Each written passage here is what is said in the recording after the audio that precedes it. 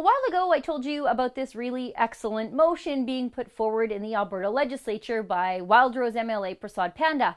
I call it the ethical oil motion. Just listen to the motion being read and you will understand exactly why. Here. This motion reads, be it resolved that the Legislative Assembly urge the federal government to develop strategies to facilitate the building of pipelines within Canada to ensure the security of supply to the Canadian market, thereby shifting Canada away from buying oil from countries with oppressive dictatorships.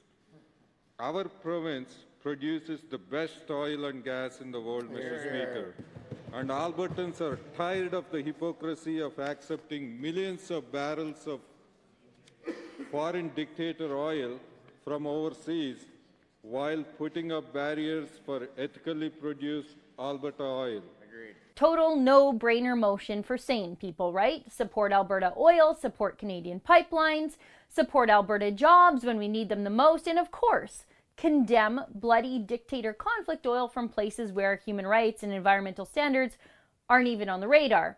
You'd have to be a total nut bar to not support this motion.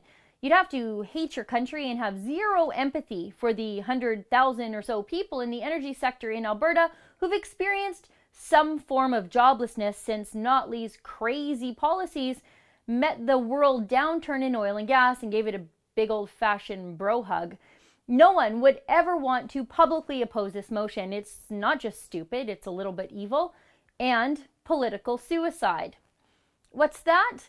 Here comes an NDP MLA to accept my challenge. Here's the oral vote on Prasad Panda's motion. Listen carefully. Honourable members, on the motion as proposed by the Honourable Member for Calgary Foothills. All those in favour of the motion, please say aye. Aye. Those opposed, say no.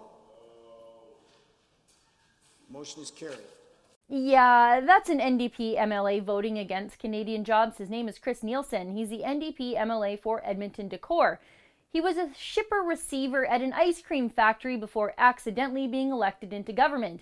He actually sounds like one of the rare NDP MLAs that did an honest day's work before falling into government. And the ice cream factory, well, that sounds like the kind of place that requires a lot of fossil fuels to stay in business. But I digress. After that oral vote, the obviously embarrassed NDP whipped their vote, and the official on-the-record vote now shows that every NDP MLA voted for the ethical oil motion. So I confronted Nielsen about his no vote. He actually replied to me, which is a bit of a rarity for the NDP these days, credit where credit is due, and he said he was just joking around, and then he said the opposition does the same thing sometimes.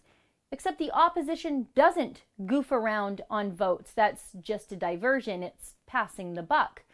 And I don't believe Nielsen when he says he was joking. Not one bit. This is the party of no more dirty oil signs, hiring people who call Alberta Mordor, and the party that holds funerals for dead ducks. I think Nielsen was being honest about his feelings for Alberta oil, and I think he actually truly reflects the NDP's long-held position that Alberta's oil is not any better than anywhere else in the world, including Saudi Arabia and Iran. I mean, here is Notley calling the notion of ethical oil silly back in 2012. Her opinion hasn't changed about Alberta's ethical oil, regardless of how she voted on Panda's motion. She just doesn't want you to know about it anymore. But let's play devil's advocate just for a second. Even if Nielsen was joking, all the unemployed energy workers in Alberta aren't laughing at his stupid games. I've seen people I know lose everything they ever had in this downturn. I've seen Notley's policies make it worse for them every step of the way and drive families into bankruptcy and separation. And I'm not alone. That experience is everywhere in this province. It's not a joke. It's not a laughing matter. These are real people's lives Panda was calling on the government to support.